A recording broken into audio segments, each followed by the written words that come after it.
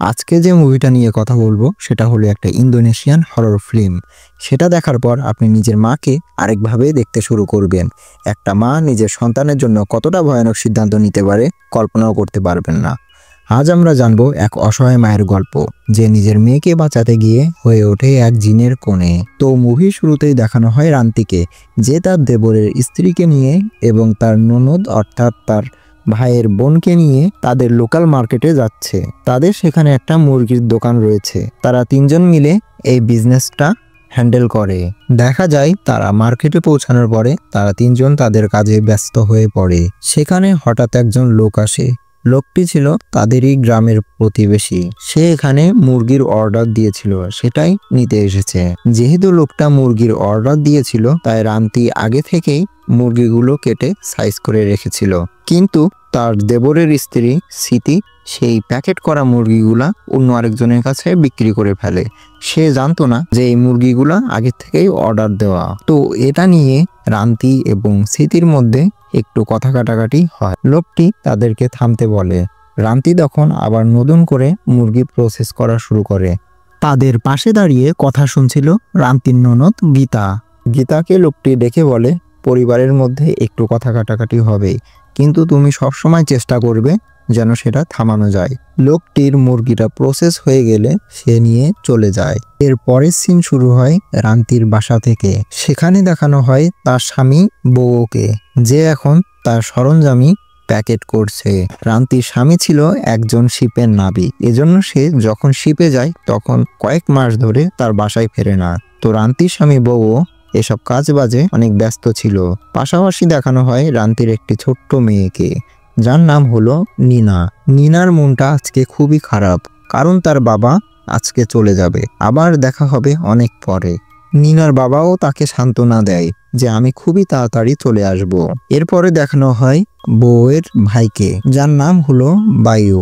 বায়ু সেভাবে কোনো কাজকাম করে না, এজন্য বউও তার ভাইকে বলে যে তুমি তো কোনো কাজকাম করতে পারো। তখন বায়ু বলে, আমি তো কাজকাম করছি। অর্থাৎ বায়ু কিছু মোরগ পুষত, আর এই মোরগগুলো দিয়ে সে কক ফাইট করাতো, আর এভাবেই জোয়ার মাধ্যমে সে টাকা উপার্জন করত। কিন্তু তার বড় ভাই বউও এ কাজটি একদমই পছন্দ করত না। যেহেতু তখন সকালবেলা ছিল, এজন্য তারা খাবারের জন্য সবাই ডাইনিং রুমে আসে, কিন্তু ডাইনিং এর উপর ছিল না একটুও কোনো খাবার। রান্তির শাশুড়ি অর্থাৎ বউর মাও সেখানে চলে আসে। সে বলে যে আজকে তারা গিয়েছে কোনো রকম রান্নাবান্না ছাড়াই, তারা কি পরিবার সামলাবে না? এসব কথাবার্তা চলতে চলতেই রান্তির ননদ এবং তার দেবরের স্ত্রী চলে আসে। রান্তি এসে তার মেয়ে নিনার সাথে দুষ্টামি করছিল। তারা একটি কবিতা আবৃত্তি করছিল। তো রান্তি বাসায় ঢোকার পরে তার শাশুড়ি তাকে ইনডাইরেক্ট ভাবে অনেক কথা শোনায়। অর্থাৎ তারা যে সকালের কোনো রান্না বান্না করে যায়নি, এ কারণে তার শাশুড়ি একটু রাগ করেছে। তখন রান্তি খুবই মন খারাপ করছিল, কারণ সে তো বিজনেস করছে আর এটা তাদের পরিবারের জন্যই করছে, তাও তাকে এত কথা শোনা লাগে, এই কারণেই তার মনটা খারাপ। তো মুভির সিন চেঞ্জ হলে দেখা যায় রান্তি তার স্বামী বউয়ের সাথে গাড়িতে যাচ্ছে। আসলে বউ আজকে যে শিপে উঠবে, এই কারণে রান্তি তাকে বিদায় দিতে যাচ্ছে। পথে যাওয়ার সময় বউ রান্তিকে জিজ্ঞাসা করে, তোমার কি হয়েছে, তোমার মনটা এত খারাপ কেন? তখন রান্তি অভিমান করে বলে, আচ্ছা তুমি কি কোনো কথা বলতে পারো না? তাদের বিরুদ্ধে কেন প্রতিবাদ করো না? তখন বউও বলে, আসলে আমি চেয়েছিলাম সবকিছু ঠান্ডা থাকুক। এই কথা বলে সে রান্তিকে তার বুকের মধ্যে জড়িয়ে নেয় আর বলে, আমি অবশ্যই এর পরের থেকে তোমাকে সাপোর্ট করব। তো রান্তি বউকে শিপে বিদায় দিয়ে বাসায় চলে আসে। তো এর পরের সিনে দেখানো হয় রান্তি তাদের মার্কেটে গিয়েছে, আর সে মুরগি বেচাকেনার সাথে মুরগি রান্নাও ডেলিভারি দিত। এই কারণে সে তাদের মার্কেটের কিছু দোকানে খাবার ডেলিভারিও দেয়।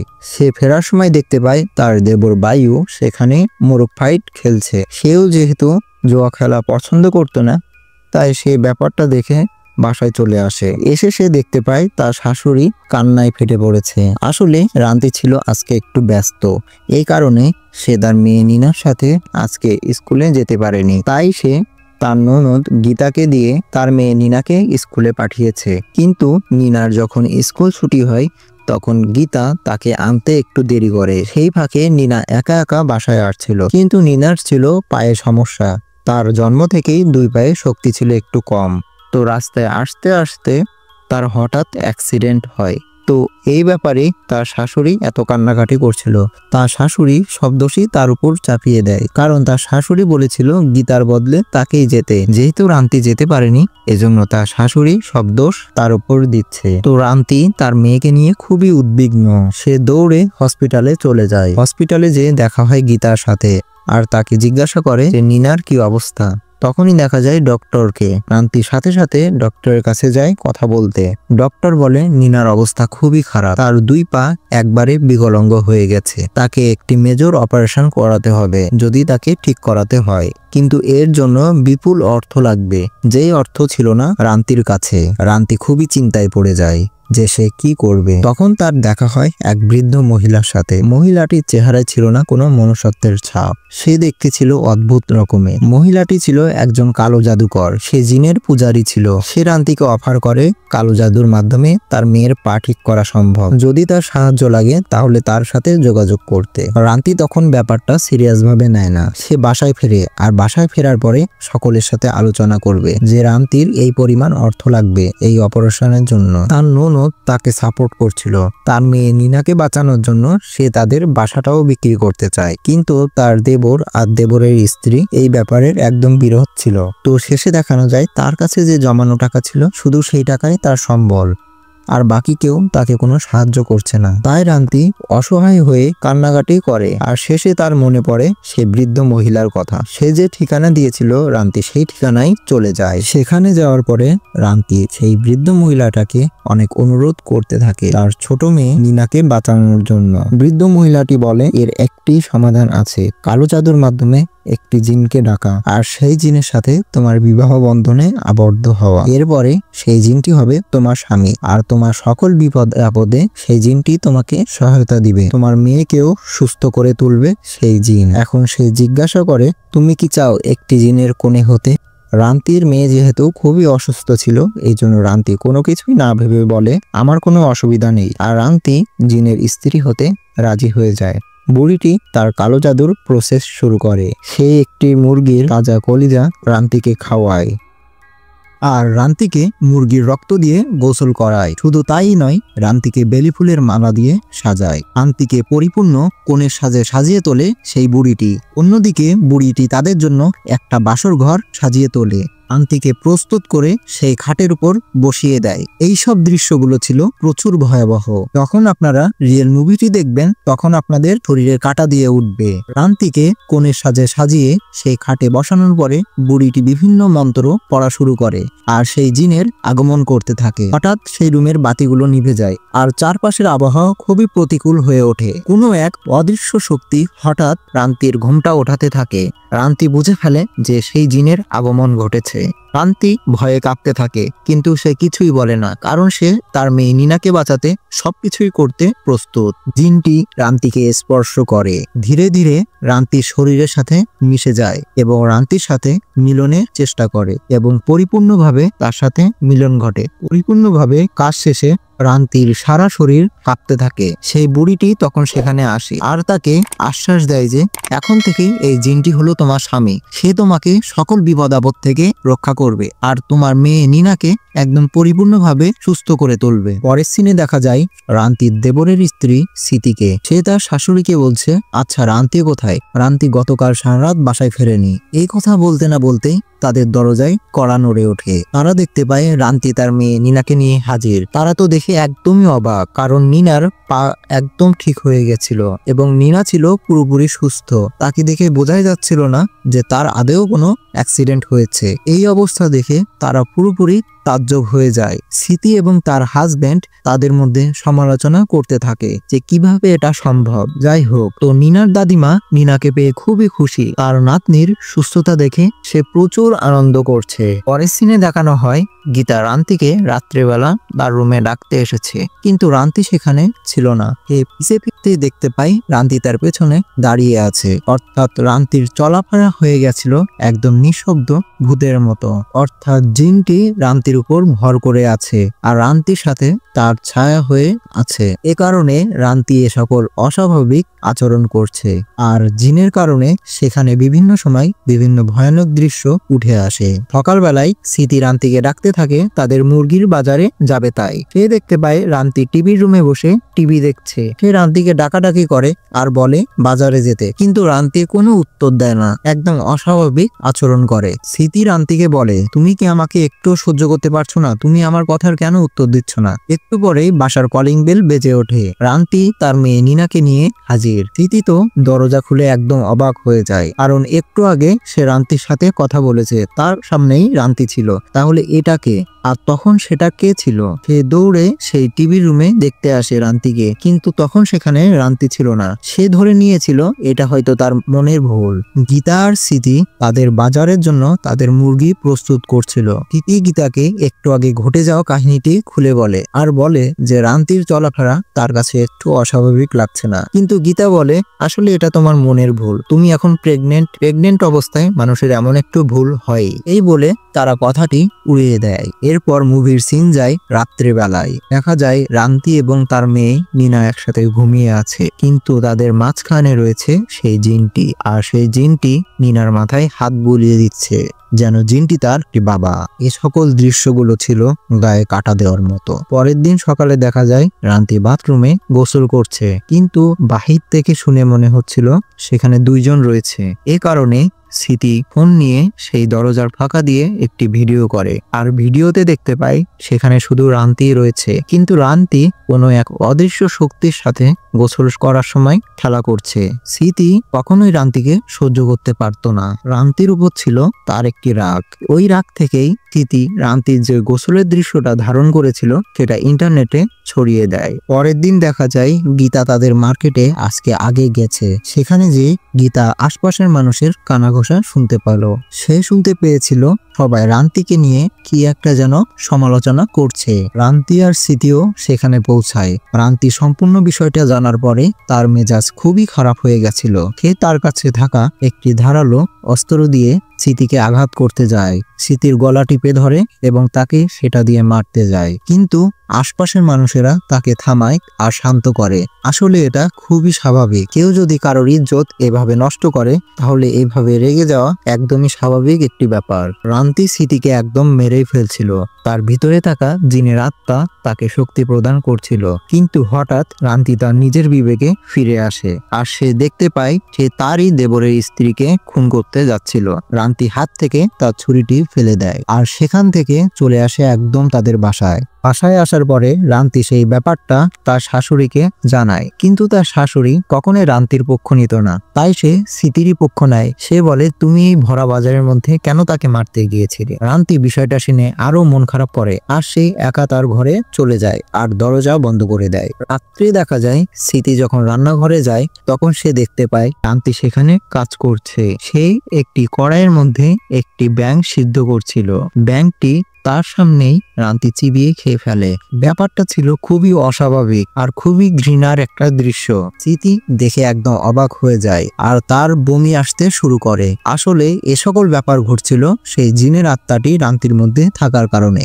রাতের বেলা স্মৃতি যখন ঘুমাতে যায় তখন দেখতে পায় তার রুমে রান্তি এসেছে। রান্তির সাথে সে স্বাভাবিকভাবেই কথা বলছিল, কিন্তু রান্তি পুরোপুরি অস্বাভাবিক আচরণ করে। সে স্মৃতিকে গলা চেপে ধরে আর তার হাত দিয়ে স্মৃতির পেট ফেড়ে তার বাচ্চাটি বের করে নেয় আর সেই বাচ্চাটি তার সামনেই চিবিয়ে খায়। স্মৃতি সেখানেই মারা গিয়েছিল। এই দৃশ্যটা ছিল এই মুভির সকল ভয়ানক সিনের মধ্যে সব থেকে বেশি কুরুচিপূর্ণ।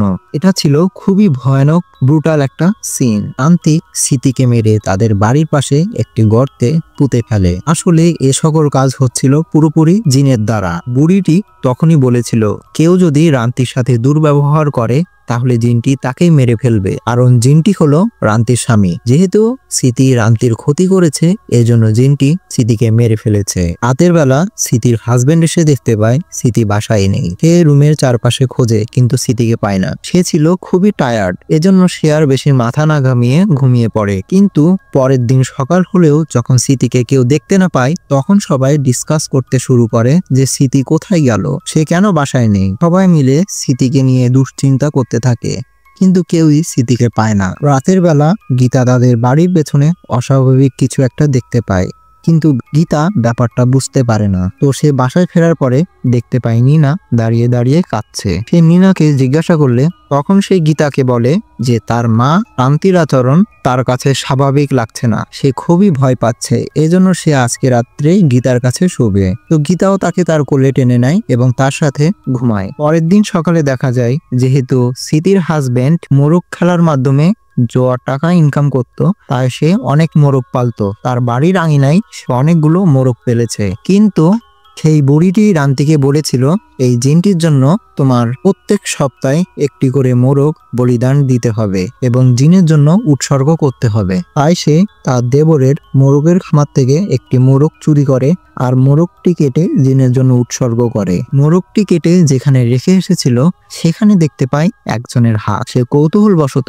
সেটা টান দিয়ে দেখতে পায় যে সেখানে স্মৃতির রক্তমাখা শরীর। সে ভাবতে থাকে এটা কিভাবে হলো। তখন তার মনে পড়ে যে এই কাজটি তার দ্বারাই হয়েছে, সেই স্মৃতিকে খুন করেছে, কিন্তু সে পুরোপুরি তখন জিনের কন্ট্রোলে ছিল।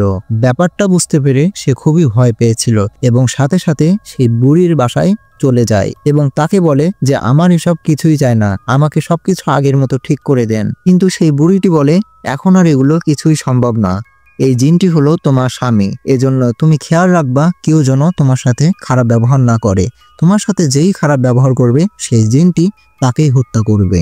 সেখান থেকে সিন চেঞ্জ হলে দেখা যায় স্মৃতির হাজবেন্ড রাত্রিবেলা তার মুরগির খামারে গেছে আর সেখানে যে তার মোরগগুলো কয়টা রয়েছে তা সম্পর্কে ধারণা নিচ্ছে। সেখানে সে শুনতে পায় তার বাড়ির পেছনের থেকে কার যেন একটা কান্নার আওয়াজ আসছে। সে সেখানে কৌতূহলবশত গেলে দেখতে পায় তার স্ত্রী স্মৃতিকে কে যেন হত্যা করে পুঁতে রেখেছে। এই ব্যাপারটা ছিল খুবই ভয়াবহ। সে দেখে একদম আঁতকে ওঠে। সে ভাবতে থাকে তার স্ত্রীকে এত ভয়াবহ ভাবে কে খুন করতে পারে। তখনই তার মনে পড়ে স্মৃতি রান্তির একটি ভিডিও ভাইরাল করেছিল। রান্তি হয়তো এই কারণেই স্মৃতিকে এইভাবে মেরে ফেলেছে। সে দৌড়ে তার বাসার মধ্যে চলে যায় আর রান্তির গলা চেপে ধরে আর রান্তিকে বলে তুমি এটা কিভাবে করতে পারলে? একটা ভিডিও ভাইরালের জন্য তুমি তাকে এভাবে মেরে ফেললে, তার বাচ্চা এবং তাকে দুজনকেই এইভাবে কিভাবে মারলে তুমি? এই দৃশ্যটা ছিল যেমন ভয়াবহ তেমনই ছিল খুবই দুঃখের। একজন মানুষ তার স্ত্রীকে এত ভয়াবহভাবে খুন করতে দেখলে এভাবেই তার স্বাভাবিক অবস্থা থেকে অস্বাভাবিক অবস্থার পরিবর্তন ঘটে, আর এটাই স্বাভাবিক। পরিবারের সবাই কান্নায় ভেঙে পড়ে আর ভাবতে থাকে রান্তির মতো নরম একটা মেয়ে কিভাবে তাকে মারতে পারে। সবাই মেনে নিয়েছিল যে রান্তি তাকে মেরে ফেলেছে, কিন্তু একমাত্র গীতা ভেবেছিল এটা রান্তির কাজ না, কারণ গীতা রান্তিকে খুবই ভালোবাসতো। তার রান্তির উপর বিশ্বাস ছিল যে এ কাজটি রান্তি কখনোই করতে পারে না। রান্তিও ভয়ে কাউকে কিচ্ছু বলতে পারে না। সে বলতেও পারে না এটা আসলে জিনের কাজ, এটা তার কাজ নয়। আর সে তার মেয়েকে বাঁচানোর জন্য যে কালো জাদুর সহায়তা নিয়েছিল এই ব্যাপারটাও কাউকে খুলে বলতে পারে না। রান্তির মেয়ে নীনাও তাকে জিজ্ঞাসা করে মা তুমি কি তাকেই খুন করেছো? রান্তি চুপ করে থাকে। রান্তির এই চুপ করে থাকায় বুঝতে পারে যে রান্তি এই কাজটি করেছে। রান্তি কিছুই বলে না, তারা সবাই একদম নিস্তব্ধ হয়ে যায়। এর পরের সিনে দেখা যায় স্মৃতির হাজবেন্ড স্মৃতিকে মাটি খুঁড়ে কবর দিয়েছে। সে সেখানে কারোর একজনের পায়ের শব্দ শুনেছিল। সে আশপাশে খুঁজতে থাকে আসলে কি হয়েছে। হঠাৎ এক অদৃশ্য শক্তি তাকে শূন্যে তুলে আছাড় মারে আর তাকে নানানভাবে বিধ্বস্ত করার চেষ্টা করে। একটু পরেই টের পায় এটা যে রান্তি। সে রান্তির এইসব কার্যকলাপে একদম অবাক হয়ে যায়। সে কিছু বুঝতে উঠে না পারার আগেই তার এক চোখ হারিয়ে ফেলে। রান্তি তাকে ধাক্কা মেরে পিছনের দিকে ফেলে দেয়। সে যখন চোখ খুলে তখন দেখতে পায় ঠিক তার মাথার উপরেই তার একটি মোরগ। মোরগটি তার আরেকটা চোখও একদম উপড়ে নেয়। এসব দৃশ্য ছিল খুবই ভয়াবহ আর খুবই ব্রুটাল একটা সিন। আসলে এসব সকল কিছুই হচ্ছিল জিনের দ্বারা। যেহেতু স্মৃতির হাজবেন্ড রান্তিকে আজকে বকা দিয়েছে, এই কারণেই জিনটি তাকে হত্যা করেছে। জিনটি কাউকে বাঁচিয়ে রাখবে না যারা রান্তির বিপক্ষে যাবে। রান্তি তার দেবরকেও মেরে ফেলে। একটু পরেই সেখানে গীতা হাজির হয়। গীতার সামনেই রান্তির দেবর পড়েছিল। তার মৃত শরীর দেখে গীতা ভয় পেয়ে ওঠে। সে রান্তির দিকে তাকাতেই রান্তি দৌড়ে বাসার মধ্যে চলে যায়। সে বুঝতে পেরেছিল এই ব্যাপারটা যে রান্তি ঘটিয়েছে, কিন্তু সে একটু একটু বুঝছিল না যে এসব কাজ কিভাবে রান্তি করতে পারে। রান্তি খুবই একটা শান্ত মেয়ে ছিল। রান্তি তার নিজেকে ঘরের মধ্যে বন্দি করে নেয় আর চিৎকার করে বলতে থাকে, তোমরা কেউ আমার সাথে খারাপ ব্যবহার করো না, নয়তো তোমরা কেউই বাঁচবে না। তোমরা আমাকে কেউই প্রশ্ন করো না এ সকল খুন কিভাবে হচ্ছে। খালি আমি একটা কথাই বলবো, তোমরা কেউ আমার সাথে খারাপ ব্যবহার করো না, না হলে তোমরা সবাই মারা যাবে। পরিবারের আর মাত্র 3 জন অবশিষ্ট ছিল, রান্তির মেয়ে নিনা, গীতা এবং তার শাশুড়ি। রান্তির অবস্থা ধীরে ধীরে আরো খারাপের দিকে যাচ্ছিল। জিনটি রান্তির পুরো শরীরকেই তার কবজায় নিয়ে নেয়। রান্তি খুবই অস্বাভাবিক আলাপ করছিল।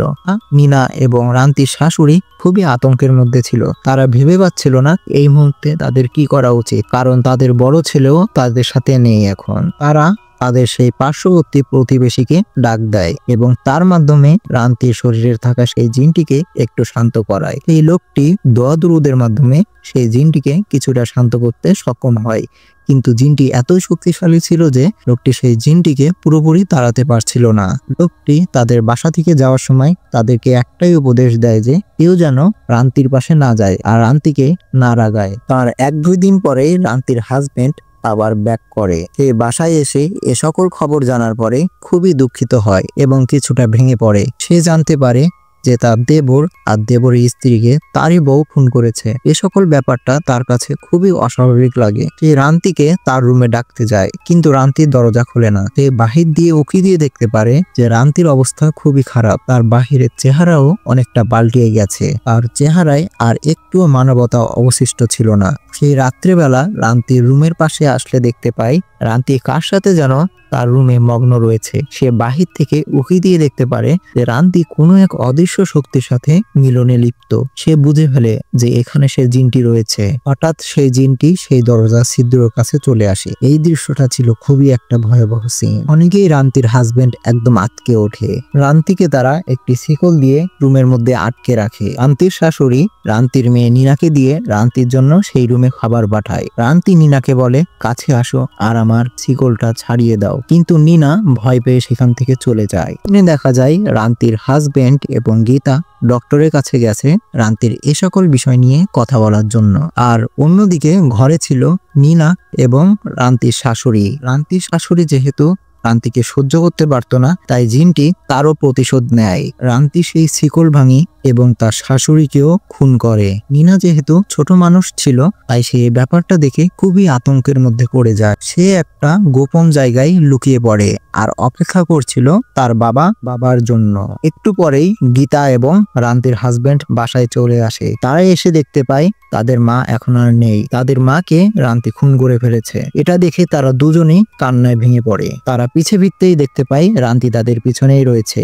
গীতাকে রান্তি সেখান থেকে ছুঁড়ে ফেলে। গীতার পরেই পালা চলে আসে রান্তির হাজবেন্ডের। রান্তির হাজবেন্ড অনেকভাবেই প্রতিহত করার চেষ্টা করছিল, কিন্তু শেষ পর্যন্ত রান্তি তাকেও ছুঁড়ে ফেলে এবং তাকে একটি অস্ত্র দিয়ে খুন করে ফেলে। রান্তির হাজবেন্ড বলছিল, আমি তোমার হাজবেন্ড, তুমি কখনোই আমাকে খুন করতে পারো না। এখন তার রিপ্লাই আসে, তুমি এখন আর রান্তির হাজবেন্ড নেই, রান্তির হাজবেন্ড এখন আমি। আর এই কথাটি রান্তির মধ্যে থাকা সেই জিনটি বলে। বাকি থাকে আর গীতা আর রান্তির মেয়ে নিনা। তারা দুজনেই পালিয়ে বেড়াচ্ছিল, কিন্তু রান্তি তাদেরকেও খুঁজে ফেলে। রান্তি নিনাকে মারতে গেছিল, তখন তার ভেতরে থাকা মায়ের যে শক্তি তাকে চাড়া দিয়ে ওঠে। মায়ের শক্তির কাছে যেন সবকিছুই তুচ্ছ। সে গীতা এবং নিনাকে বলে, তোমরা অনেক দূরে চলে যাও। সে বুঝতে পারে আসলে সে নিজে যদি শেষ হয় তাহলে এই জিনটিও তাদের সাথে শেষ হয়ে যাবে। তাদেরকে দূরে পাঠিয়ে দেয়। তাদেরকে দূরে পাঠিয়ে সে নিজের গায়ে পেট্রোল ঢেলে আগুন জ্বালিয়ে দেয়। সেই তাদের পুরো বাড়িটা আগুনের ঝলকানিতে দাও দাও করে জ্বলতে থাকে। আর নিনা আর গীতা সেখান থেকে কোনো মতে পালিয়ে আসে। এলাকার সকল লোকজন বের হয়ে এসেছিল আর ভাবছিল এই বাসায় কি হয়েছে। এই দৃশ্যগুলো ছিল খুবই ইমোশনাল করে দেওয়ার মতো। একজন মা তার মেয়েকে কতটা যে ভালোবাসতে পারে তা এই সিনের মাধ্যমেই আমরা বুঝতে পারি। নিনা এবং গীতা অনেক দূরে চলে গেছিল, কিন্তু মুভি শেষে দেখা যায় রান্তির আভাস। অর্থাৎ এর মাধ্যমে বোঝানো হয়েছে যে মায়ের ভালোবাসা কখনো মরে না। সে যদি ভূত হয় তবুও নিজের সন্তানের জন্য সবসময় পাহারা দেয়। আসলে আজকের এই মুভিটিতে বোঝানো হয়েছে কালো জাদুর ভয়াবহ দিক আর একজন মায়ের ভালোবাসা কতটুকু হতে পারে তার সন্তানের জন্য। তো বন্ধুরা, আজকের মতো এখানেই। দেখা হবে নতুন কোনো মুভি এক্সপ্লেনেশন নিয়ে।